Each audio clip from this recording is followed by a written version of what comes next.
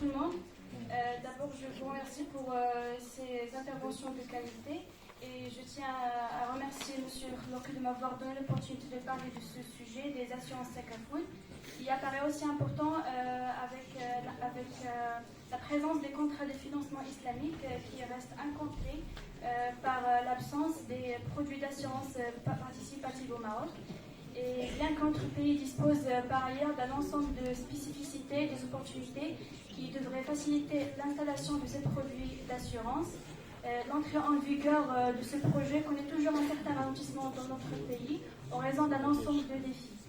Et alors, dans ce cadre, on trouve que le contexte politico-économique marocain dispose d'un ensemble d'atouts indéniables qui lui permettrait de se lancer rapidement sur ce marché, notamment la stabilité politique comme l'élément le plus recherché par les investisseurs dans leur quête de nouveaux marchés, aussi le positionnement géographique du fait que le Maroc constitue la principale passerelle entre l'Europe et l'Afrique, ce qui lui permet d'avoir un marché financier qui est très favorable et de développer un réseau bancaire et assurantiel à l'étranger.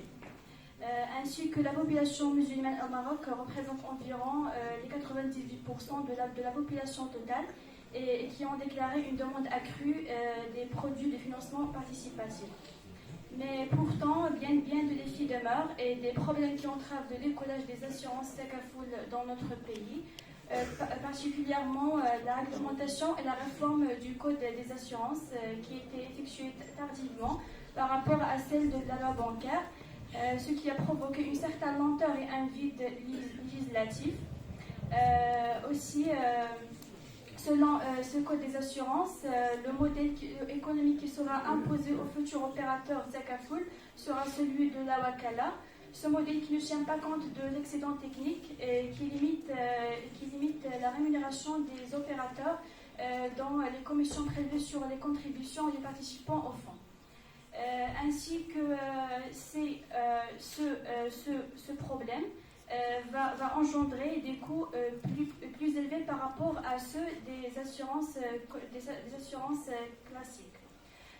Ainsi que les futurs opérateurs Takaful seront amenés par force de la loi à démarrer avec des produits qui sont moins diversifiés,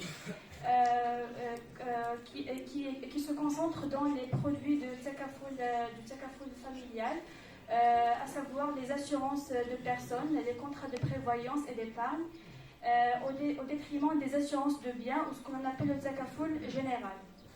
En outre, le grand défi auquel ces opérateurs seraient confrontés est celui de l'absence des marchés de capitaux islamiques au niveau national et de l'absence des options d'investissement conformes à la charia, à savoir les sukuk, ce qui les poserait dans la contrainte d'assurer leur solvabilité et d'honorer leurs engagements.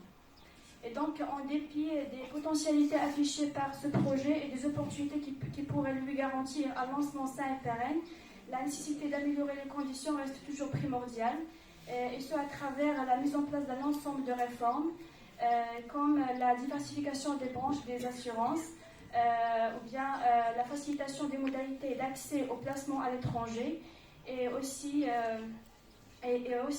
l'adoption d'un modèle économique plus adéquat, où un pourcentage de l'excédent technique sera recommandé, et ce dans le cadre d'assurer le développement et la viabilité des opérateurs Takaful dans notre pays. Et merci pour votre attention. شكرا جزيلا. شكرا مرة أخرى لاحترام الوقت والعرض ديالك قيم في إبطي سنسافون في إبطي. Ceci dit, وشاسي لو ناتوريل يرفيان او galop كما تيقول. دونك دونا الاوتيل واعطي الكلمه لبعض الاخوان المتدخلين لطرح الاسئله ديالهم على الساده الاساتذه والخبراء والعلماء المتدخلين حول ما جاء في العروض ديالهم. دونك اعتقد نقتصر بواحد اللائحه اوليه اللي فيها